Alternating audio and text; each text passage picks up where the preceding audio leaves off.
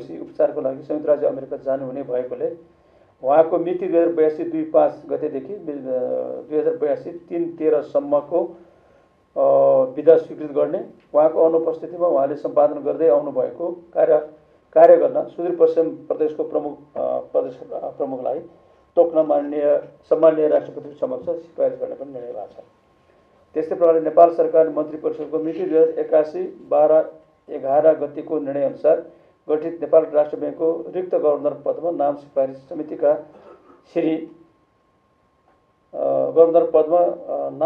समितिका सदस्य श्री विजयनाथ भट्टराईले राजीनामा दिनुभएकोले निजको उक्त समितिमा पूर्व गभर्नरहरूमध्येबाट श्री महाप्रसाद अधिकारी सदस्य रहने गरी सिफारिस समिति पुनर्गठन गर्ने, भौतिक पूर्वाधार तथा यातायात मन्त्रालय अन्तर्गतका व्यवहारको सङ्गठन र व्यवस्थापन सर्वेक्षण पूर्व स्वीकृति प्रदान गर्ने निर्णय पनि भएको छ।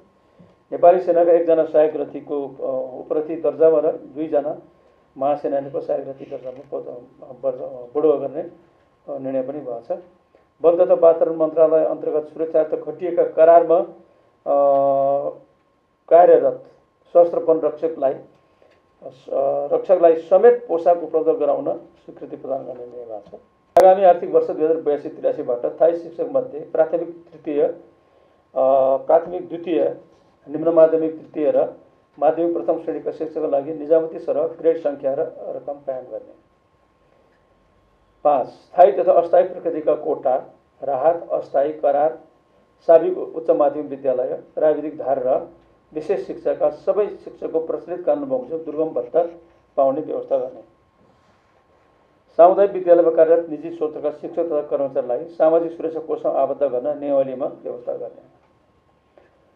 नेपाल सरकारको मर्यादाक्रमको सूचीमा शिक्षकहरूलाई पनि समावेश गर्ने। अहिलेसम्म शिक्षकहरू मर्यादाक्रममा सूचीकृत नगरेको शिक्षकहरूले चाहिँ धेरै अपमानित महसुस भएको हुनाले त्यो मागभित्रको यो चाहिँ माग चाहिँ पुरा गर्ने निर्णय भएको छ। नेपाल शिक्षा महासङ्घको आयोजनामा भएको आन्दोलनका क्रममा घाइते भएका सम्पूर्ण शिक्षक, सुरक्षाकर्मी, पत्रकार तथा कर्मचारीहरूको सरकारी अस्पतालमा निःशुल्क उपचारको प्रबन्ध गर्ने निर्णय भएको छ। निम्न माध्यमिक तह प्रथम श्रेणीका शिक्षकको तलब तथा ग्रेड माध्यमिक द्वितीय श्रेणीका शिक्षक सरह हुने गरी कायम गर्ने। त्यस्तै स्वास्थ्य तथा जनसङ्ख्या मन्त्रालय अन्तर्गत निर्णय छ। एकीकृत अस्पताल सञ्चालन तथा व्यवस्थापन गर्ने सम्बन्धी विधेयक तर्जुमा गर्न सैद्धान्तिक स्वीकृति प्रदान गर्ने निर्णय हुनेछ। स्वास्थ्य बिमा बोर्ड, गेटा अस्पताल, सुशील कोइराला प्रखर क्यान्सर अस्पताल र डडेलधुरा अस्पतालको आर्थिक वर्ष 2081-82 को लागि अस्थायी दरबन्दी स्वीकृत गर्ने पनि निर्णय भएको छ। नेपाल हज समिति गठन तथा सञ्चालन आदेश 2081 स्वीकृत गरिएको छ। बाल बालिका सम्बन्धी ऐन 2075 लाई संशोधन गर्न बनेको विधेयक संघीय संसद समक्ष पेश गर्न स्वीकृति प्रदान गरिएको छ।